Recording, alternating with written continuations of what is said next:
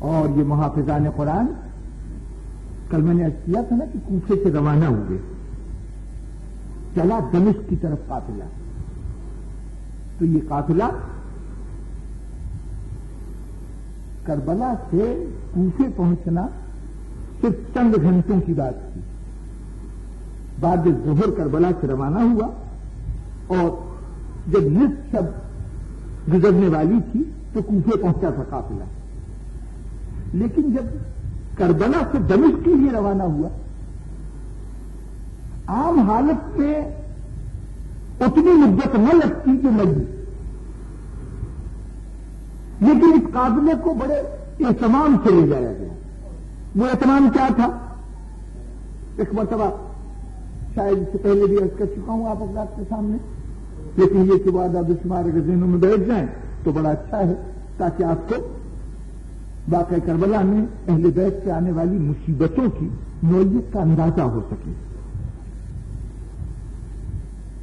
کربلا سے دمشق کا فاصلہ جو بالکل سیدھا خط مستقیم میں فاصلہ ہو سکتا ہے وہ 500 میل ہے، جس کو آج کی اصطلاح میں کہیے فضائی راستہ، فضائی فاصلہ جو ہے وہ 500 میل ہے۔ لیکن یہ 500 میل کا فضائی راستہ اس علاقے سے گزرتا ہے جس کو آج بھی صحرائے شام کہتے ہیں۔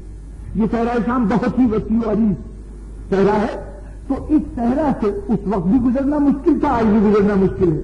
چنانچہ قافلے جو گزرنے والے تھے وہ اس صحرا سے نہیں گزرا کرتے تھے، وہ کہاں سے گزرتے تھے؟ کربلا سے فرات کے کنارے آیا جائے گا، اور فرات کے کنارے فرات کے بہاؤ کے خلاف اوپر کی طرف قافلے چڑھتے جائیں گے، اور قافلے چڑھتے چڑھتے پھر بعد میں جب حلب کا علاقہ قریب آئے گا تو وہاں سے یہ قافلے بائیں طرف مڑیں گے اور اب حمص اور ہوتے ہوتے دمشق پہنچ جائیں گے۔ اس راستے کا کل فاصلہ بنتا ہے 750 میل۔ 500 میل سیدھا راستہ، 750 میل دن۔ لیکن آپ جانتے ہیں بیت اس راستے سے کہ اس کا فاصلہ کتنا تھا؟ ان کا فاصلہ تھا 1280 میل، 1280۔ یہ کیسے لے جائے گا؟ ان کو کوفے سے نکال کے کوفے سے باہر قادسیہ دریائے فرات کو پار کیا گیا، اور سیدھے وہ مقام کے جو دریائے دجلہ کے کنارے آج بغداد کہلاتا ہے، اس وقت بغداد کے نام سے یہ شہر نہیں تھا، تو دریائے دجلہ کے اس کنارے تک یعنی بغداد تک آئے، اور بجائے دریائے فرات کے کنارے چلنے کے دریائے دجلہ کے کنارے کنارے بلندی کی طرف چلنا شروع کیا گیا۔ ہوتے ہوتے یہ قافلہ پہنچا بحر قلزم کے کنارے، یعنی دوسری طرف کا جو سمندر تھا، شط العرب سے خلیج فارس کی طرف سے چل کے قافلہ جب بغداد کے قریب آیا تو اس کا مطلب ہے کہ شط العرب کے قریب ہے سمندر کا یہ حصہ، یہاں سے سیدھا اوپر چڑھتے چڑھتے اور یہ قافلہ پہنچا ہے بحر قلزم، دوسری جانب کا سمندر جو افریقہ سے ملتا ہے۔ وہاں پر پہنچ کر اب سمندر کے ساحل پر چلنا شروع ہوا اور ہوتے ہوتے دمشق پہنچا۔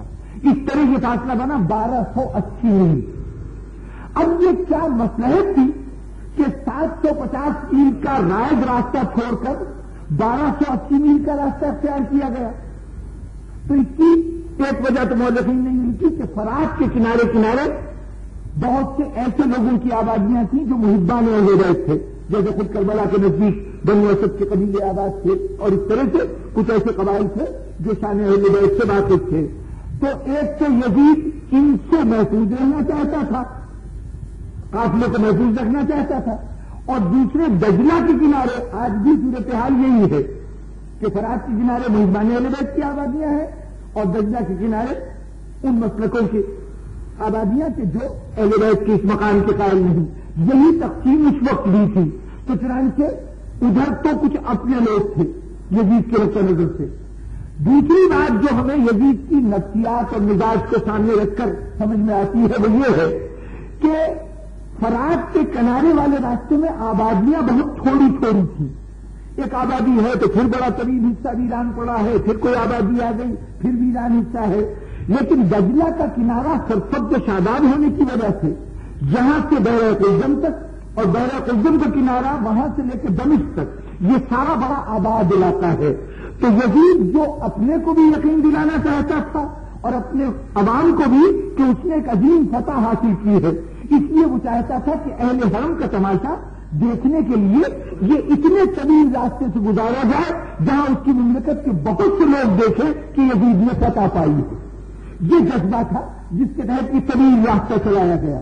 اور اس طویل راستے میں جو پہلی منزل آئی ہے وہ قادسیہ کی منزل تھی. تو قادسیہ کی منزل میں یعنی کوفہ سے باہر نکلے تو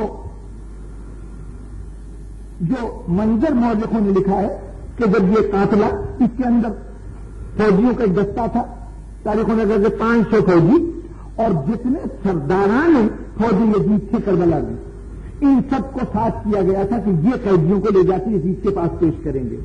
تو یہ لوگ قادسیہ میں جب پہنچے تو انہوں نے اپنے خیمے لگائے، اس کے اندر جا کے قیام پذیر ہو گئے اور جتنے اہل حرم تھے چاروں طرف فوج کے خیمے لگے ہوئے تھے، بیچ میں کھلے آسمان کے نیچے یہ شہزادیاں بیٹھی ہوئی تھیں. اب یہ بات ابھی شاید آپ کو اتنی عجیب نہ لگے، لیکن یہ سوچیے کہ 27 دن 27 راتیں ان کی دوران سفر گزری ہیں.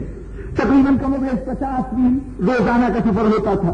تو 27 دن 27 راتیں اور ان 27 دن 27 راتوں میں 1280 میل کا فاصلہ. 1280 میل کا مطلب یہ ہے کہ کہیں شدید گرمی آئی، کہیں شدید سردی آئی، کہیں راتیں انتہائی سرد، کہیں راتیں دن انتہائی گرم. اور ان بدلتے ہوئے موسموں میں اہل حرم ہمیشہ کھلے آسمان کے نیچے بٹھائے گئے. ان تمام منزلوں میں کوئی سایہ ان کو میسر نہیں آیا.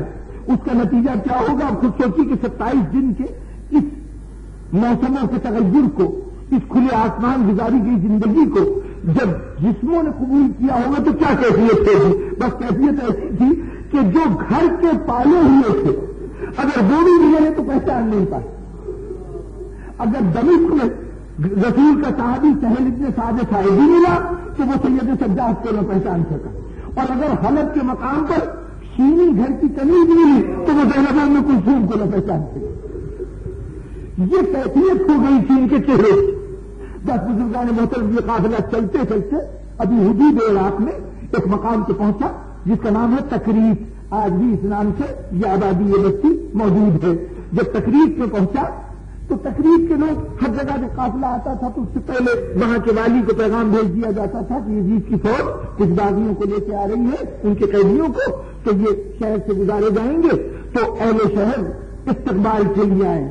تقریب میں بھی یہ اعلان کیا گیا، اہل تقریب بھی استقبال کے لیے آئے. جو والی شہر تھا وہ باقاعدہ فوج کے لیے کھانے وغیرہ تیار کرا کے لایا کہ ان کی توازو کی جائے. جب یہ اہل حرم کا قافلہ داخل ہوا شہر کے اندر تو دو رویا لوگوں کا ہجوم. اس میں سے لوگ دیکھ رہے ہیں کہ کچھ قیدی ہیں اونٹوں پہ بیٹھے ہوئے، کچھ بیویاں ہیں جو اونٹوں پہ سوار جا رہی ہیں. ایک ناتواں اس قافلے کو لیے ہوئے مہار ہاتھ میں پکڑے پکڑے آگے چل رہا ہے. مجمع یہ منظر دیکھ رہا تھا. ایک شخص مذہباً نصرانی، مذہباً عیسائی، اس نے پاس کھڑے ہوئے مسلمان سے پوچھا کہ بھائی ذرا یہ بتانا تمہارے رسول کی کوئی بیٹی تھی؟ تمہارے رسول کی کوئی دختر تھی؟ اس نے کہا کہ ہاں یقیناً دختر تھی. کہا اس کا نام کیا تھا؟ ایک مسلمان نے گھور کے دیکھا. بے ادب، تو مسلمان ہوتا تو میں تیری زبان کھینچ لیتا اس بات سے. ارے ہمارے رسول کی دختر کا نام یوں بازاروں میں نہیں لیا جاتا، بازاروں میں نہیں لیا جاتا. اس نے ہاتھ جوڑ لیے کہ بھائی ناراض نہ ہو، میں تیرے مذہبی جذبات کو ٹھیک نہیں پہنچانا چاہتا، میں اس بیوی کی توہین نہیں کرنا چاہتا، میرے دل میں الجھن ہے، اس الجھن کو دور کرنا چاہتا ہوں. ذرا بتا تو صحیح کہ نبی کی بیٹی کا کیا نام تھا؟ اس نے درود و سلام کے بعد بڑے احترام کے بعد کہا کہ رسول کی بیٹی کا نام فاطمہ تھا. کہا فاطمہ تھا؟ اچھا ان کے کوئی بیٹے حسین بھی تھے؟ حسین بھی تھے. اس نے کہا کہ خدا نہ کرے کہ تیری زبان کا یہ لفظ پورا ہو. حسین تھے نہیں، حسین ہے، ان کے بیٹے حسین ہے. اس نے کہا بھائی مجھے نہیں معلوم کہ حسین ہے یا حسین تھے، لیکن میں جانتا ہوں کہ میں کچھ دن پہلے کوفے میں تھا اور جس دن میں کوفے میں تھا اس دن یہی قیدی جو آج یہاں آئے ہیں نا، یہی قیدی کوفے میں داخل ہوئے تھے. جب کوفے میں داخل ہوئے تھے تو میں نے دیکھا کہ کچھ لوگ گوشے میں کھڑے ہوئے دیواروں کے ساتھ لگے ہوئے زارا قطار رو رہے ہیں. تو ہم نے ان سے پوچھا تھا کہ یہ کون لوگ ہیں، کیوں تم رو رہے ہو؟ تو وہ کہتے تھے یہ محمد کی بیٹی فاطمہ کی اولاد ہے، یہ جو لوگ جنازہ پہ سر ہے یہ حسین ابن فاطمہ کا ہے، اور یہ جو اونٹوں میں سوار ہے یہ رسول کی نواز کیا ہے. کہا میں نے یہ جملہ سنا تھا. اب بڑی قیدی مجھے یہاں نظر آ رہے، یہ سننا تو اس مسلمان کا کچھ نہیں بولتا. اس نے کہا مجھے یسوع مسیح کی قسم میں سچ کہہ رہا ہوں یہ سننا تھا. آگے گیا سید سچا سے پوچھا شہزادی یہ جو کچھ کہہ رہا ہے صحیح ہے؟ جب تصدیق ہوگی تو بے ساختہ نے منہ کو بیچنے لگا لوگوں کو آواز بھی خبردار لوگوں اپنی نگاہیں گردن دکھاؤ. ارے تم گردنی کر رہے ہو، رسول کی نوازیوں کا تماشا نہیں ہے.